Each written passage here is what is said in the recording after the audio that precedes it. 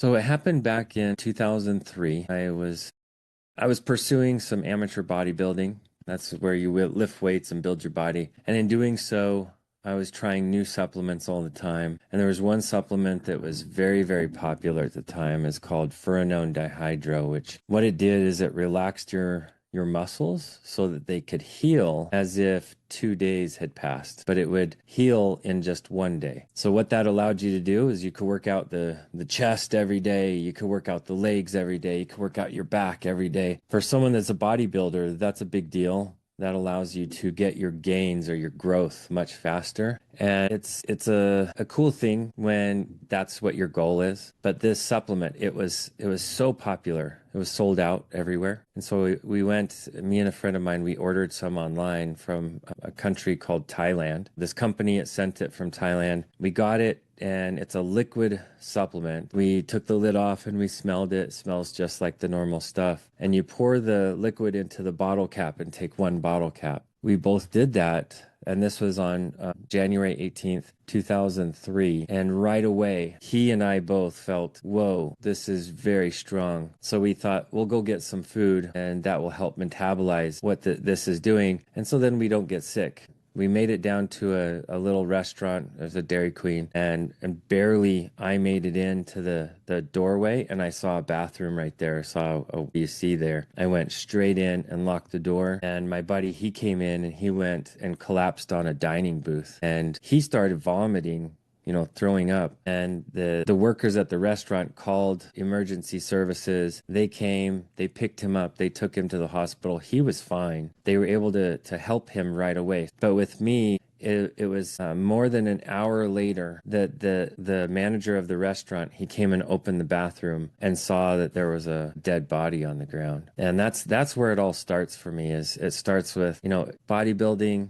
experimenting with different supplements and getting something that was quite strong, a lot stronger than normal. It was me vomiting and then breathing in my own vomit as I was on my back. So that's what did kill me, is aspiration or suffocation. I went from being in this body and feeling the whole world be dizzy and almost like spinning on me. And then I remember hearing a loud boom, almost like a crack. And the next thing I know, I feel like I'm floating. I feel like I'm out of pain, like no pain. And I feel alive, more alive than I ever felt my whole life. And in this space of just feeling like this fluidness about me, I see this light way off, and it's getting closer and closer and closer and closer. As it gets closer, I noticed that what I perceived as the light was something like a movie screen. And I was watching this movie of this dead man laying on the ground, but I was watching it from above, looking down. But right before I noticed him, I watched my buddy.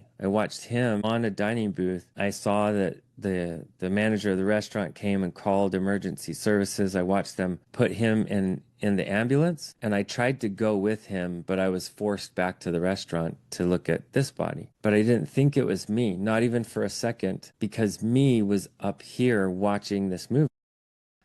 Well, I feel terrible for whoever this is in the bathroom. I see them discover the body. I see them call another medical team to come out. This new medical team, it's 3 men, and one of the men is the rookie. He's like brand new. And they tasked him with watching the body. They did declare the body dead. They tried to resuscitate it. They tried to bring things back, but it was not going to happen. The body was already starting to turn cold. There was some stiffness in some of the muscles already. So they thought, there's no way this one's coming back. Well, they bag up the body. They put it in the back of the ambulance. And this rookie medic, he just sits back there watching it. And I noticed that I can hear his thoughts, the same as I can hear people's voices. And I can hear his thoughts thinking, why didn't we try this? Why didn't we try this? Why didn't we try this? I could feel he wanted to try more. Well, about 45 minutes later, the other medics, they're done with their paperwork. They get in the ambulance and they leave the scene. They leave to go turn the body in to a medical examiner. But on the way that they're going, this rookie medic, he starts to glow, literally glowing from around his heart. And the next thing I know, I hear this really loud voice over my left shoulder. And the loud voice says, this one's not dead. And it was saying it to the medic. It wasn't saying it to me. And I knew he was saying it to the medic, But then I heard the medic say in his own thoughts, he said, that was just your imagination. You were just dreaming that. That wasn't real. Then the glowing went further. It expanded even bigger to where it was like around his head, going all the way down to his waist. And the next thing I hear again is this really loud voice, even louder this time. I hear, this one's not dead. And with that second notice, this rookie, while glowing with light, he undoes a strap over the body. There was a strap right here on the body. He undoes that strap and he starts feeling and unzips the body bag and starts feeling around. Well, he kept looking for some kind of sign. He found a sign. And to him, that was enough to break protocol and to try to help this body. He did. He was able to hook up defib machine where they shock your body. Okay. On the second shock, there was a heartbeat started, just one. And then on the third shock, there was steady heartbeat. And so he was able to get the heart started again. A miracle for me is, I still didn't know what was going on. I thought I was watching a movie. I was watching this body. Everywhere the body went, I could go. And I watched them move it from the medical gurney into the hospital bed. And when they transferred it over, had to strap the body down because the body was like going into seizures. And so I watched them strap the body down, but I felt someone strapping my arm down where I was sitting. And I looked down to see my arm, and what I was looking at was the arm of the body. And I just had a complete freak out. It's almost as if I exploded energetically because now what I was perceiving as some kind of movie was now reality. And somehow I didn't know I was dead and I was watching the whole time. That really bothered me. I thought, how could I be so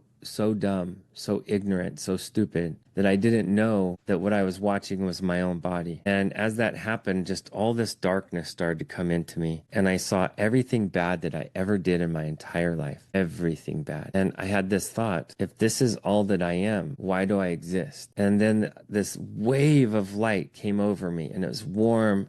It was so loving. It was so unconditional love. And it poured over me and poured into me. And as it did, I had this feeling like, whoa, what is this? And how am I worthy of this? I'm not worthy of this. This love just poured into me. And then I started to see every good thing I ever did, every good thing. Even as a little child, like anything good I ever did, I saw it. And I felt it from my eyes and from their eyes, both. And before I know it, this warmth is just pouring over me like a waterfall. It's like a river of love. And I turn around to see where this love is coming from.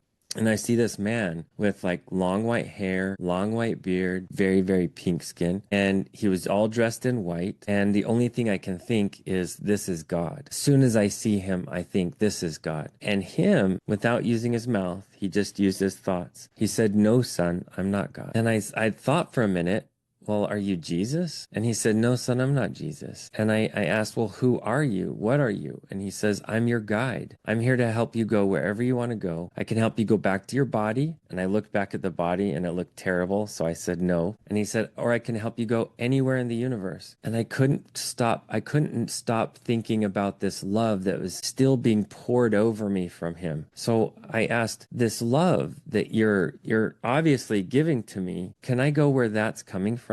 It's almost like being in a warm stream of water and you think, well, I want to stay warm. Can you show me where the water is coming from? That's what it felt like to me. And he got very excited. He said, yes, that's coming from my home. That's coming from your home. And so we began this journey of him taking me to my home, to his home. And in that process, he had some very important things that I needed to understand. And if I could understand those things, I could keep going with him. If I couldn't understand them, then we'd have to wait until I could understand them. And the first one that he taught me is that on this earth life, this earth school is what he called it. It's very important that we learn authenticity, that authenticity is first and foremost the most important thing we learn here, and that we're born with it. And most of us will die in old age with authenticity, but somewhere in between, most of the years in between, we lose it and we start becoming what we think the world wants us to be.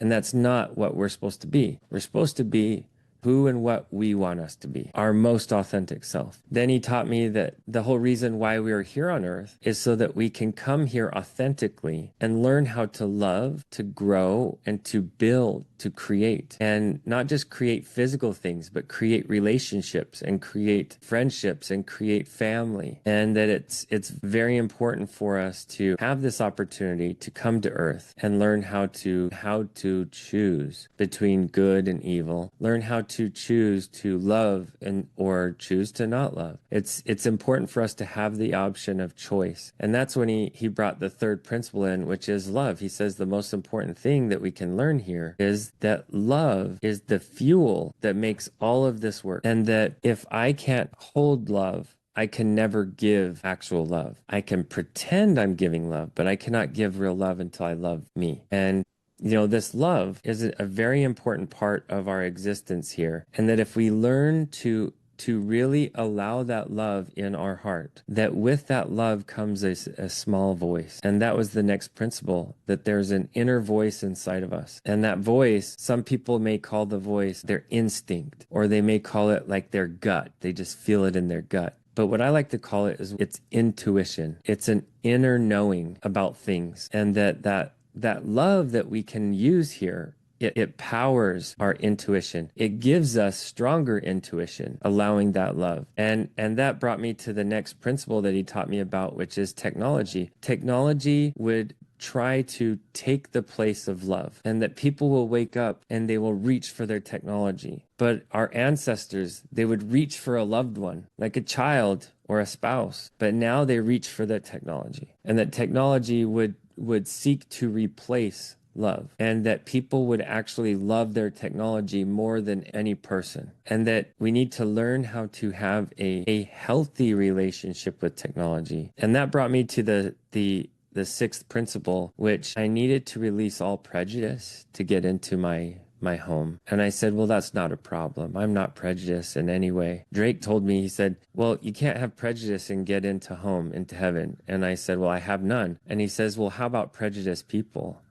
And I lit up. I was like, oh, I hate prejudiced people. And when I was doing that, he like lifted me up and he showed me that I was joining the prejudiced people because I hated them, because I was prejudiced, that I cannot not be prejudiced while hating them. That blew my mind. And I felt a shift inside me. I felt a complete shift in my inner body, my energetic body, when that one came through. And that's when Drake, he taught me, Vinny, it's really important that, as you learn to not be prejudiced, you learn the power of your thoughts. And your thoughts are like magic wands. You can create with the thought, or you can destroy with the thought. But your thoughts build your universe. And if you let your thoughts build you a scary universe, you will have a scary universe. If you let your thoughts build you a beautiful, miraculous universe, you will have a beautiful and miraculous universe. So I learned the very true power of our thoughts, because what we think becomes our character, and what our character becomes is the force that builds us who we are. But it starts first with our thoughts. And that's when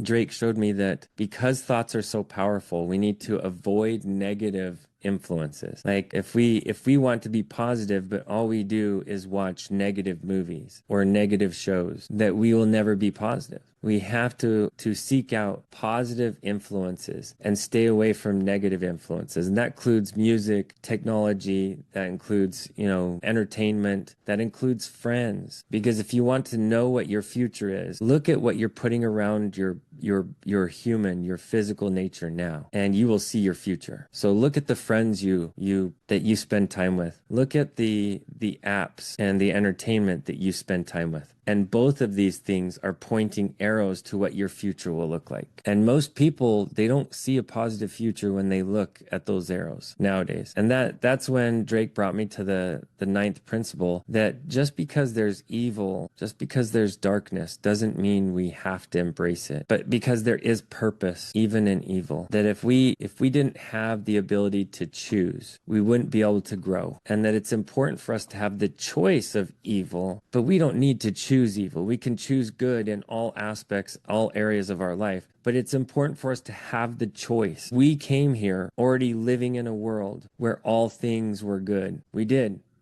Because our home is that. Our home, where we're going, all things are good and beautiful. All things. The people, the culture, the choices, because there's no choices there. It's all light. It's all love. It's all good. But because we come from there, for us to learn, we had to step into a place where there is evil, but we don't have to choose it. And that's when Drake taught me that, all of us are one. All of us. That we're all fingers on the same hand, and that I can't hate or harm another without harming myself. That to hurt another person is to only hurt ourselves, because there's only one race on the earth, and that's the human race. That's it. And anything that chooses to divide us and separate us is part of that evil that wants to keep us hurting ourselves. Because if we're always hurting ourselves, we're letting other people make our choices. We're letting evil forces influence us. But if we choose to stop harming each other, if we choose, the world changes overnight, and it becomes the place it was meant to be. And that's heaven on earth. That's what our earth is meant to be. And that's when I got to the actual place of heaven. I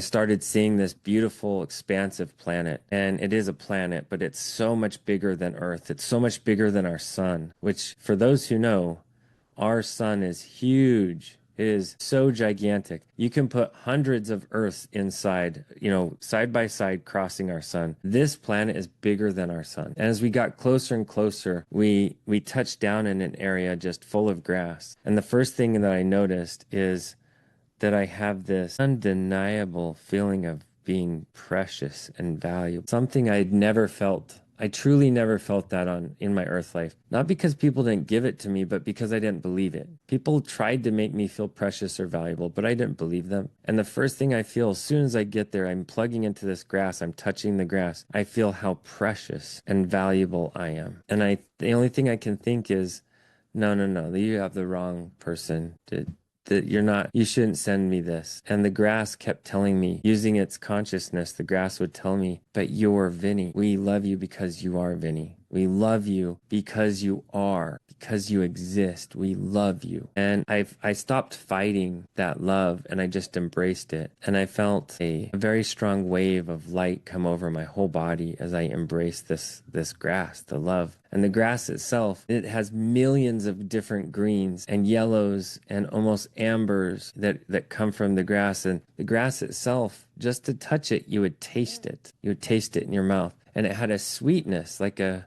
honey or a sugary smell about it. And then on top of that, it had these like iridescent or rainbow waves of light coming off of it. And that's when I realized that light was coming from inside everything there. And on our earth, light comes from our sun, our star way out there. It sends the light to us, and that's what allows us to see and to perceive. But there, the light was coming from inside of me. It was coming from inside the grass, inside of Drake, inside of everything there. And it was so surreal to realize that this light is source light in this place. And that's why I like to call God source, because there I plugged into source. Into God. Was it all of God? No, it was the little pieces of grass of God. But as I was going through that, Drake, he laughed and he said, if you think the grass is great, you should see the flowers. And I about lost it. I had a little fit of happiness that I was seeing the flowers, and I was feeling the flowers, and I was feeling like the liquid lavender, purple, and periwinkle and all these reddish, purplish blues that were just flowing inside of these flowers, and how it felt like they were made out of glass or crystal or marble, but yet they were so soft. And I could feel the healing aroma coming from these flowers. And then Drake pointed out the trees, and I was losing it on the trees. And that's when my toe got tapped, and I looked down, and water had come up out of this little stream, and it had approached me, and it asked me, do you want us on you? And I said, yes, I do. And the water came up, and it started covering me. Every inch of my body it started to cover. And it got all the way to the point where it had covered everywhere on my body, even over my head. And as it completed its covering, it felt like there was another boom, a pulse of energy.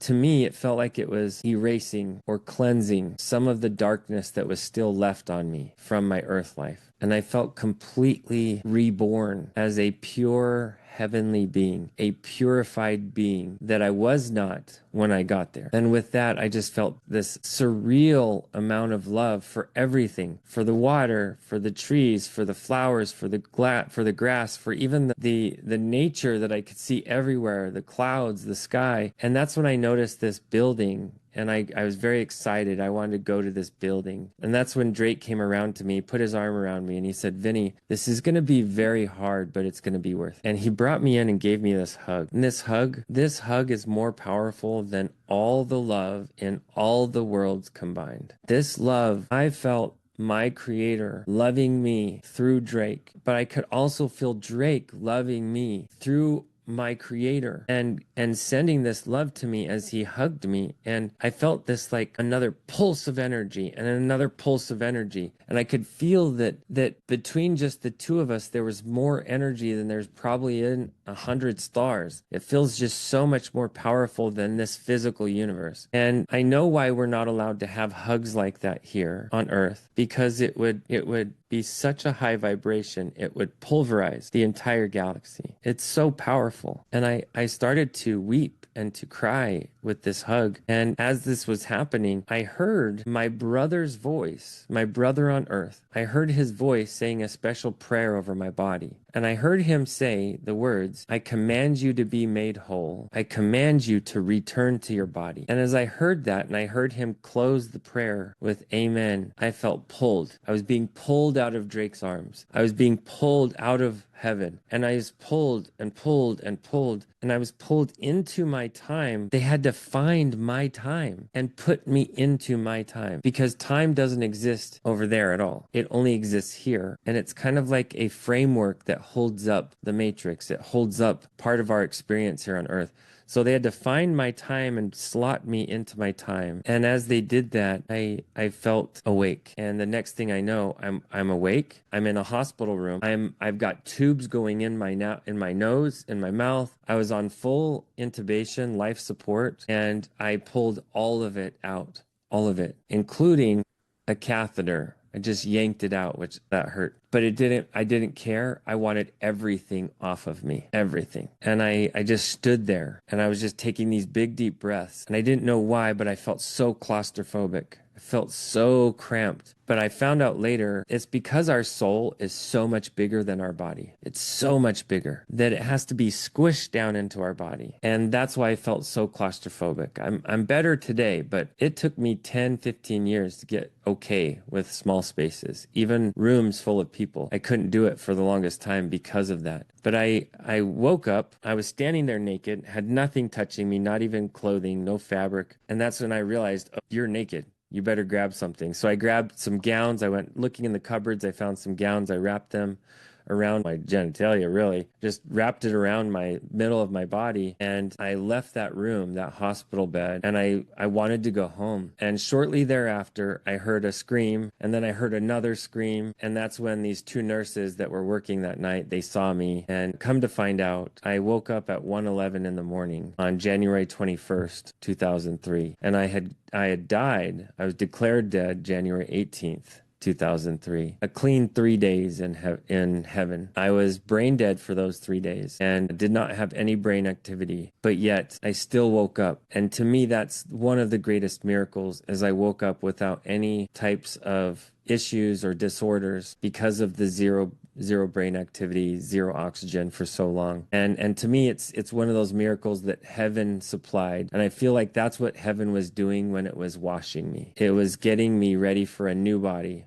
a new way of living. And since that day happened, I am a different person. I live in a completely new way, completely different way. And 6 months after this experience, I'm struggling I'm struggling really hard, and I don't know what to believe. I still think that there's a chance that my memory of my experience is a delusion and not real. But listening to my girlfriend at the time, she made me go to watch this presentation in Wyoming, in the United States, of this little town called Afton, Wyoming. And I was watching this historical presentation, and up on the screen is Drake. It's him, but it says his name is Charles. It didn't say his name is Drake. So I was really upset. Like, why would he have me call him Drake when his name was Charles the whole time? I know it's him. And I looked at the last name. It said his name was Kazier or Kazer. So I went to my grandmother. She was a Kazier. And I asked her, I said, Grandma, you were a Kazer. Do you know anything about Charles Kazer? And her response was, yeah, great grandpa Drake. I can tell you all about him. And she mentioned that he was kind of famous in our family. And at that moment, I dropped to my knees and I started to weep because it was so strange to me to see a very real physical name, and even one that I couldn't even have Googled. I couldn't have even searched it online. I couldn't find it anywhere. His middle name was Drake, and he went by Drake only with family or someone that was like family. But everywhere else he was known as Charles.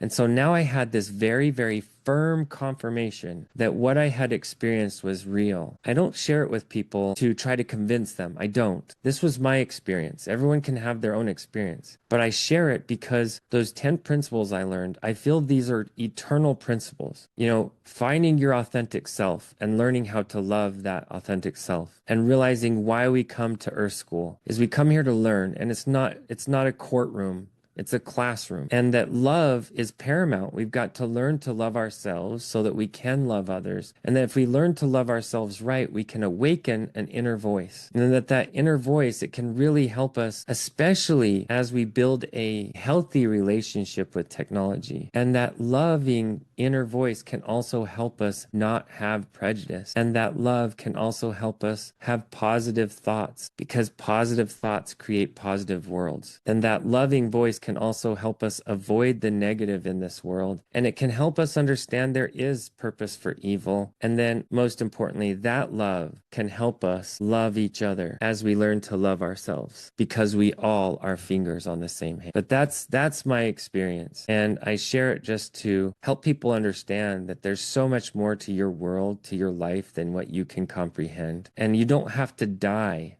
to wake up to this. You can wake up just by looking inside you every morning. Instead of diving into your phone, look inside by going within and seek spirit inside you. You'll find it. It's a love, a very real love. I would like to ask you, what is this world that we're going towards, and could you describe it to us? Absolutely. So the world we live in today is splitting. It's not splitting in the middle of the earth and getting split into two. Split energetically. And what you're finding is a big chunk of the world, a lot of the population of the world, they are believing the reality of what they see with their eyes, and they are ignoring what they feel in their heart. And the other portion of the earth is ignoring what they see with their eyes and only believing what they feel in their heart. And it's those ones I speak to, because they are the ones that build what I call the new earth. At some point, the old earth, it's done. It's done. Like taking off, like the snake sheds its skin, or the caterpillar, it sheds its chrysalis to become the butterfly. And that is our earth. She will shed her chrysalis and she will blossom into the butterfly she was meant to be from the beginning. And this new earth, it doesn't need rulers. It doesn't need governments. It doesn't need powers to squash people or banks to control people. What it does use is energy. We are the positive energy that works with Mother Earth to build this new earth. And in the new earth, you see borders disappear. You see the ideals of countries disappear. And you see that we all become the human race. That's the race of our creator, that we're not all these different cultures. We can have those cultures and celebrate culture in all of its forms, but the race, the gathering of humanity is human, is is the human race. And that as this society of loving and respect for each other, we begin to build a new earth. And this new earth, we build new communities, we build new structures, but we do it without the old systems. We don't need the governments because we choose to exist in the high vibration of love. But it's one of these things that it becomes very physical in the future. Like if someone is seeking to do harm to the people of the new earth, they will set out to go find them and they'll never find them. Even if they're standing in the same place as them, they will not see them. The new earth people will be like the hummingbird wings, invisible, unseen, because it's such a higher vibration. And the vibration of lust, anger, jealousy, the vibration of violence, it's such a low vibration that they become so separate from each other that they can't find each other. And that's the new earth. The old earth, the violent earth, the earth of governments and wars and taxes and money being the root of existence for a lot of people. That old earth is the low vibration, the old vibration. The new earth doesn't need monies. It can barter, it can trade, it can energy exchange without monies. And so it exists at a much higher vibration. And that new earth, it invites heaven here. And we start creating heaven here on earth, and we will watch miraculous things. We will watch people heal because of prayers, because of community coming together to help someone heal, and not because of technology. Technology has a place there, but it's just a place. It doesn't rule the new earth. The new earth has one rule, and that is we are all the human race, and all beings on this planet will get love and respect in the new earth. And when I say beings, I include animals, plants, trees, birds, fishes. All beings are respected in the new earth. All. And that's the future. We can act as if that's not going to happen. That's fine, but it doesn't change that it is happening right now. And here's one way to tell. Go to any major city in all the world. And in that city, you will have a certain people that believe that there's monsters everywhere. And maybe they're homeless or maybe they're schizophrenic. But for them, that's real. Then in that same city, there will be others who think there's bad people in this political party or bad people in this government, bad people in the banks, bad people in this other country. And they think that evil's everywhere. But they're right, because that is real to them. And in the same place that there are these other two, there's people that wake up and think, I live in paradise. I see heaven everywhere. I see angels looking back at me in the eyes of strangers. I see miracles in the children. I see miracles in the light, in the sun. And for them, that is real, because that's what they believe. The magic of all this is choose to believe the good. You get to choose your reality, and that's the magic. Choose a good reality. Stop going to the bottom of the list and saying, that's my reality. Don't do that anymore. Choose not to. And when you find yourself doing it, look at yourself and say, oh, look, that's my human. My human's afraid. That's okay. I'm safe. I'm loved. I'm okay. I can choose something that's not fear. And that's when we use our magic wand of our thoughts, and we choose to have the good thoughts, the positive thoughts. And before you know it, you are living in that higher vibration world where heaven is showing up to you. Whether you're living in a flat, an apartment, a condo, a house, or underground, you can be in heaven with your choices. And when you see the world throwing the monsters and the problems at you, you don't have to look. You don't even have to decide whether they're good or bad. You can just understand that there is a good force leading the entire system, even as part of the system is peeling into the darkness. And that force is our creator. The Aramaic word of Abun, and Abun means father womb, the father creator, which is not a heavenly father, because I've never known a man who has a womb, but it's the father mother creation. That's the Abun, and that is leading the high vibration that we can choose to believe in. Is it easy? Hell no. But we have to choose one choice at a time, one thought at a time. And we need to stop being the person who believes there's a boogie monster everywhere. No, there's not. Our only boogie monster is us, because we get to choose what we believe. We can put on glasses and see the world as a dark place, or we can take them off and close our eyes and see that the world is heaven. but we see from in here. We don't care what we see on our eyes. We care what we see in here. In here is heaven. There's been many ascended masters that teach that the universe is just you inside out. So if you look to the universe and think, it's a scary place, that's because we're scary inside. But if we look to the outside universe and think, God, what a miraculous, beautiful place. What an amazing existence. That's what we believe about us. The universe is you inversed. It's you inside out. So change your universe one thought at a time, one action at a time, and try not to allow reaction. Because when you allow reaction, the reason it's called reaction is to correct it, you're going to have to take another action. That's why it's called reaction. So when you find yourself reacting, pull back and check where you're reacting. Are you reacting in your human, or are you reacting in your light? Your light doesn't react. Your light is proactive and never react. But that's the long and short of my experience. I am going to have a website, vinnytolman.com, coming pretty soon. But until then, for probably the next few months or so, it's livinggodslight.org. Yeah, it's my nonprofit. It's a community building organization where we are building virtual community, and then that is going to transition into physical community as well, where we're building physical communities all over the world. And my goal, at least with heaven has planted this goal in my heart, to build communities of light all over the world that exist in that higher vibration, where they don't have to be bothered with the lower vibrations.